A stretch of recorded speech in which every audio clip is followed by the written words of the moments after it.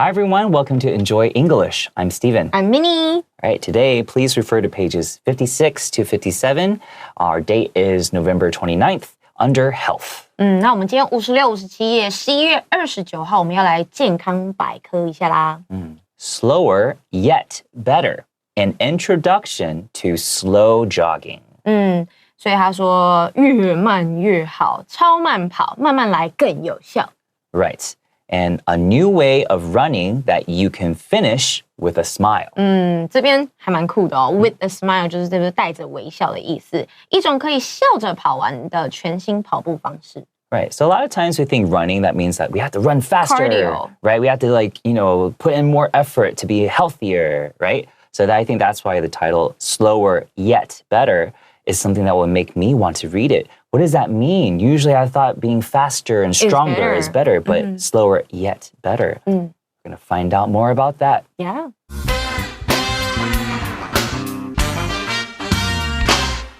Slower yet better.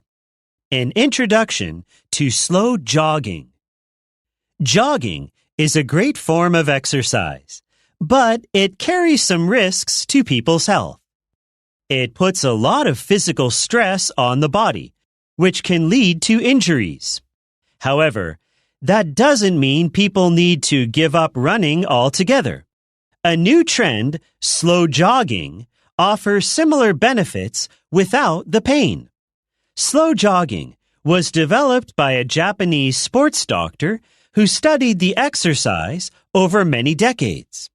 It involves running at a slow and relaxed pace on purpose. To practice slow jogging, people should land on the balls or the middle of their feet instead of their heels when running. It is also important for them to take small, quick steps, about 180 per minute. If they can have a conversation easily while slow jogging, they have found the right pace.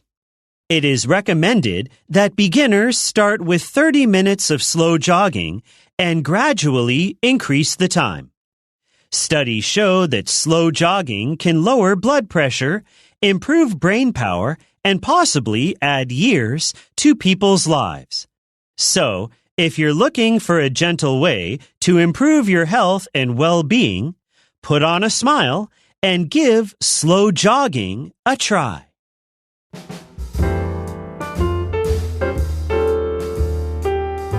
Jogging is a great form of exercise, but it carries some risks to people's health. 慢跑是一个很好的运动方式，但它会为人们的健康带来一些 risks 风险。So risk is a potential danger. Yeah. So when you say that something carries risk, that means that it's a potential danger associated with a particular action. Right? So in this situation, they're saying jogging could be a potential risk for people's health, to people's health. Okay, now I think that's quite interesting because I always thought that jogging was like 100% healthy. So when I was young, I always jogged everywhere. I would jog 10K in one night and I'd just be like, okay, let's do it again tomorrow, right? But as I get older, it's bad for the knees. Yeah. It can be bad for the knees if you keep doing it. And everyone's body works differently. Some people can jog their whole lives and be okay. But for me personally, I feel it on my knees. And my knees are already worse than when they were when I was younger, right? So I'm definitely going to learn a lot, I think, from today's paragraphs and excerpt. 所以老师刚刚稍微讲解一下他对慢跑的一个既定印象哦。以前都觉得跑步就是一定很好嘛，对不对？他以前也常常跑步，然后一天至少可以跑个10K，对。但是后来他越长越大，发现其实跑步其实蛮伤膝盖的。Right. It puts a lot of physical stress on the body, which can lead to injuries. 那这边他强调是 physical stress， 代表说他是给身体压力。我们大家就讲的压力大，比较讲的是 mentally stress， 身体精神上的压力。但这边他说他会带给身体 physical 带来很大的压力，然后进而导致受伤。Yeah, so I think that's a good point to make. A lot of times we do think stress, when we say the word by itself, we automatically think of mental stress, right? Or emotional stress. So you also have to know that there is a such thing as physical stress. And that's any kind of stress that is put on the physical body. 没错。 Right? So like I said earlier, me with running, it really put a lot of physical stress on my knees. Okay? However, that doesn't mean people need to give up running altogether. 所以你看，我们前面讲了慢跑的不好，所以大家想说，哦，那我是不是要完全放弃慢跑呢？然而 ，however 就出现了，告诉你说，这并不代表、不意味着人们需要完全放弃跑步哦。Right. So this altogether at the end of the sentence, you could also use completely or totally. Like people need doesn't mean that people need to give up running completely or give up running totally. So altogether is just another way to say that. Okay. Let's also, before we move on to the next sentence, I want to talk about the last sentence. Like I was saying earlier, like when we're talking about things like this, especially when it comes to health, we also have to be aware that what we're saying is not always going to pertain to everybody. All right.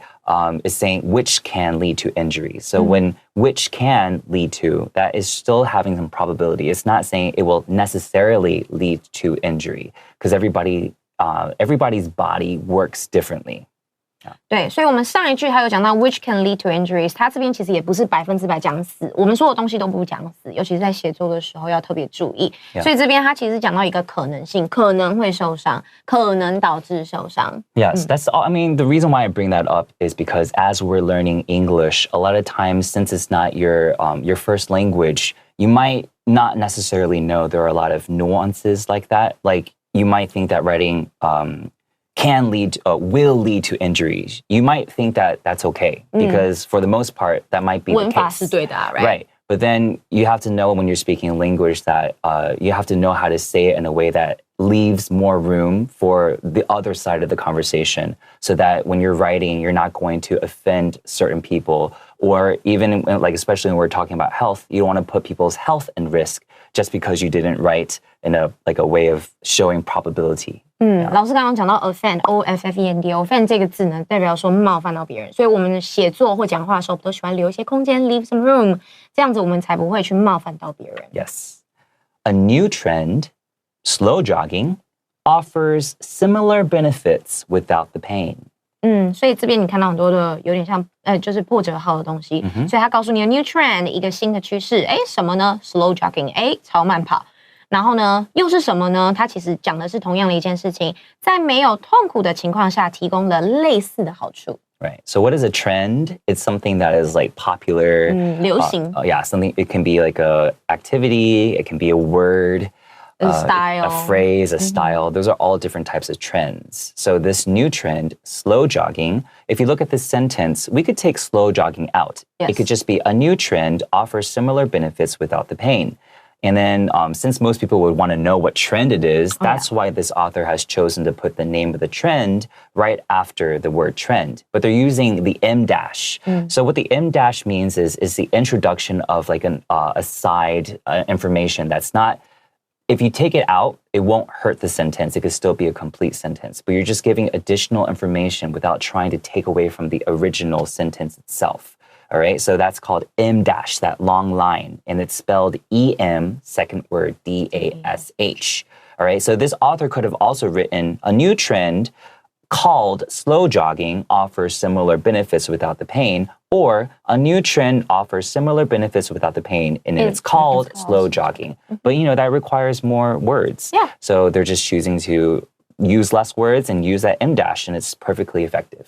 所以这边其实我们把 M dash 中间的 slow jogging 整个拿掉，句子还是很完整。但是我们加了之后，就变成我们的主词更明确。那你也有注意到，老师在念的时候，他会说 a new trend 停顿 ，slow jogging， 然后 offers， 所以那个停顿也是让听的人耳朵有一个休息的空间，知道说我接下来要专心听你在讲话了。Exactly. It's like a new trend. Slow jogging. Yeah. But obviously, we are not going to be that dramatic when we're talking. But we are already. Yeah. Even do a little pause. That's perfect. That's already, 真的 very effective. 英文好简单啊。Very easy. All right. Let's take a short break.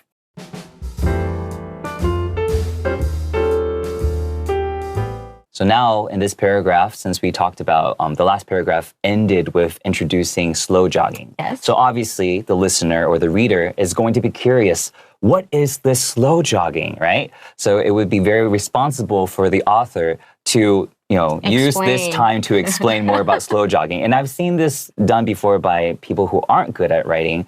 They might talk about something else. And it leaves the reader like, okay, then why did you introduce that to us, right? 离题了的部分。 But luckily, this author is very responsible and is a good writer because now they're starting the paragraph with slow jogging. So now the reader knows that we're going to learn more about this new trend. Slow jogging was developed by a Japanese sports doctor who studied the exercise over many decades. 所以超慢跑呢是由一位日本运动医生研究了 many decades. 这个字好难哦。 Decades. It's you know what it is sometimes, especially when you're not like from a place that speaks English as the first language, a lot of noun sounds are very difficult to read when they're in the middle of a word. And it's perfectly understandable because every language, the way that we open our mouths are different. For people who are from English-speaking countries, we're used to it because we hear it all the time. So what you can do to kind of practice that is just separate the word first. First, say for decades, you could say de, and then k, and then decades. Decades. Yes, there you go. So then you just separate it. Make sure you get that noun sound, the vowel sound out, A-E-I-O-U. In this situation, it's the A. And then this word slowly you'll be able to open your mouth large enough inside to get that vowel sound out. 所以老师这一段很重要，因为我们每一个语言它用的肌肉其实不一样，所以当你不习惯这个语言的时候，你那个肌肉比较少练习的时候，你在发一些音的时候就会比较有困难。Right. 所以你只要练习，把母音先单独发出来，然后再一起慢慢发音的话。多练习，你的那个肌肉会有记忆，你就会了。Right. 对，所以在这边他告诉你了，医生研究了数十年而发展出来的这个新的运动就叫超慢跑。So what is a decade? It just means 10年 one decade is 10 years. So decades, okay, and over many decades, so maybe 20 or 30, 40 years, who knows? That's just a lot of dedication, right? So what is dedication? 就是奉献、付出。Yes, so dedication is D-E-D-I-C-A-T-I-O-N, dedication. Wow. I don't know if I would have dedication to study something for more than like 1 month. So many decades, this person has my respect. It involves running at a slow and relaxed pace on purpose. 那这边的 it 当然指的就是超慢跑这件事情。那它涉及有意识的缓慢而且轻松的速度慢跑。Right. So here we can learn at a blank pace. What is pace? It's speed in walking, running, or moving. 步调. Right? So in the middle between at a and pace, you can put the adjective that is fitting for what you want to say. In this situation, it's talking about slow jogging. So it's slow and relaxed. And by relaxed, it means like you're not giving yourself too much pressure. You're just kind of going at a speed that is very comfortable for yourself. That's a relaxed pace. All right. So, but if I'm moving very quickly, I would say at a quick pace. Right. So depending on the adjective you want to put in the middle, but just know at a blank, the blank is the adjective, pace. 那这边你要讲 at a 什么 pace 也可以。I think it's okay, yes, right? it's fine. And also here on purpose. So you could also say purposely, right? But I would probably choose to put that closer to the front. Like it involves purposely running at a slow and relaxed pace. That's perfectly acceptable as well. Yeah, 所以这边的 on purpose 其实就是说故意的、有意识的。那当然你也可以用 purposely， 它是一个副词没有问题。但是如果你要用副词的话，老师说，以英文的句子结构或口语来讲的话，我们 purposely 会放在前面。To practice slow jogging, people should land on the balls or the middle of their feet instead of their heels when running. 那在这边对台湾学英文的同学来讲呢，而不是 instead of 这个字，就是会比较复杂一些些。因为你看到 instead of， 你会觉得啊，那就是 instead of 啊，为什么中文翻译有不呢？但是你要记得的是 instead of 它就是而不是。所以这个整句话他说，练习慢跑时，人们应该在跑步时用脚掌前半部或者是中部着地 ，instead of 而不是用脚跟着地。Right. So here, to practice slow jogging is getting the reader to know that we're talking about a given situation, right? And then the main sentence is people should land on the balls or the middle of their feet instead of their heels when running. But if we didn't have that a beginning to practice slow jogging, it would just be people should land their balls or in the middle of their feet instead of their heels when running. So it's just a good way to let the reader know like what kind of situation we're talking about. 因为我们不是在讲平常走路，我们现在在讲慢跑的时候，对。All right, so that's what we call it, like the front part of the foot closer to the toes. 前脚掌 Because it's a little bit round, that's why we call it the balls of the feet. They're not really balls, but 不是真的球啦，但就是一个球状，比较圆一点的脚掌。And the middle of the feet is, pretty self-explanatory. It's the middle of the foot. 对 And the back of the foot, okay, The heel. attached to the leg is the heel, okay? It is also important for them to take small, quick steps, about 180 per minute. 哇哦，好，对他们来说，小而快的步伐也很重要哦。那小而快是有多快呢？他告诉你，大约 about 每分钟180步。那你可以看到，我们中文讲每分钟180步，可是在英文我们是先讲180步，然后才讲分钟。Yes, that's right. You always know those differences in English and Chinese. Yeah. And here we see two adjectives, small and quick, and they're going to be separated by the comma. Okay, so small, quick steps. And we have another M dash here, right? So that will eliminate having to say, for them to take small, quick steps, and they have to take 150 steps per minute, right? So the M dash is just helping you get rid of a lot of those words 没错 to give the information quick without making the reader or the listener feel tired, Yes. right? If they can have a conversation easily while slow jogging, they have found the right pace. 那怎么样知道自己的步伐的速度对不对呢？他告诉你，如果他们能够在超慢跑的同时轻松的进行交谈，哇，那他们就找到了正确的步调。Yes. It is recommended that beginners start with 30 minutes of slow jogging and gradually increase the time. 那建议初学者从30分钟的超慢跑开始，然后 gradually 就是慢慢的、逐渐地增加时间。Yes, I do love that adverb gradually. I think a lot of people might be used to just using slowly, which is not incorrect, but it's always good to know different synonyms for different words so that you're not always using the same adjectives or nouns or adverbs over and over again. Gradually usually is more appropriate when you're talking about doing something over time. Slowly usually I think is more appropriate when you're talking about one specific action, right? So when it comes to time, gradually is probably, in my personal opinion, a better choice. 所以慢慢的、逐渐地，我们常常中文翻译的时候会是用 slowly， 但 slowly 比较是一件事情它的现在正在进行的时候，你慢慢做 slowly。但如果我要强调的是，你随着时间的推移而去做调整，慢慢变成、逐渐变成跟时间相关、延续性的，我们就用 gradually。All right, let's take a short break.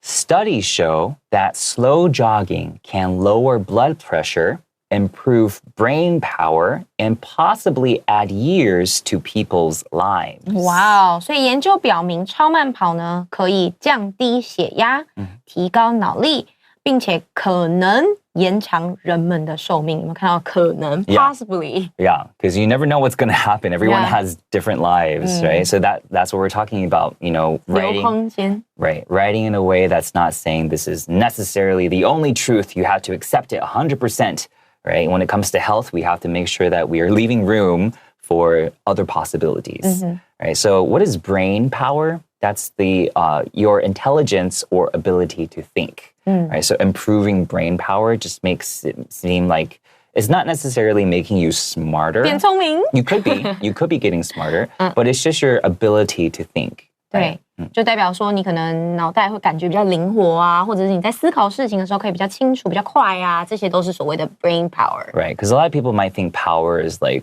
physical power, but this is more mental 力量 power, right?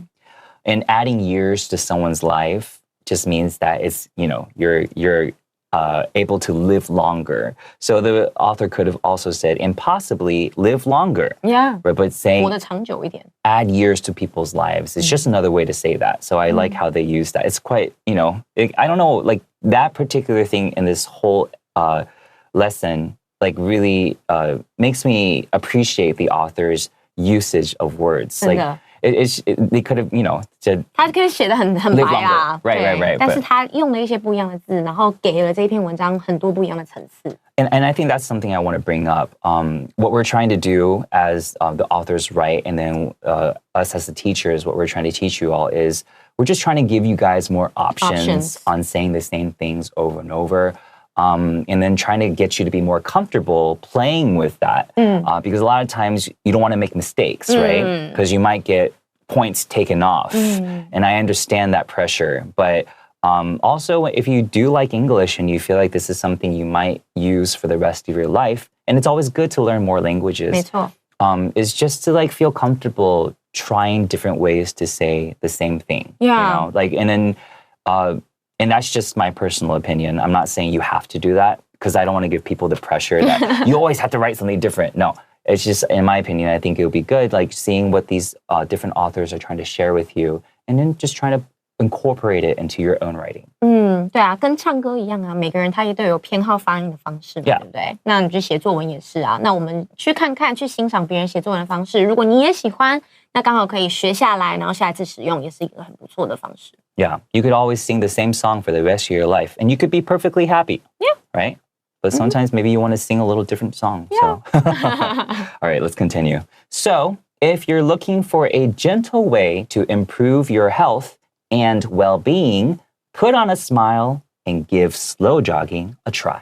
这边我们看到 gentle 这个字，我们大家一定有听过 ladies and gentlemen， 所以 gentleman 是绅士嘛？那为什么 gentleman 叫绅士？因为 gentle 是温和、温柔的意思哦。所以这一句话他说，所以我们要做一个 conclusion 了嘛，对不对？因此，如果你正在寻找一个很 gentle、很温和的方式来改善健康跟幸福，绽放笑容，并试试看超慢跑吧。And I love this word well-being.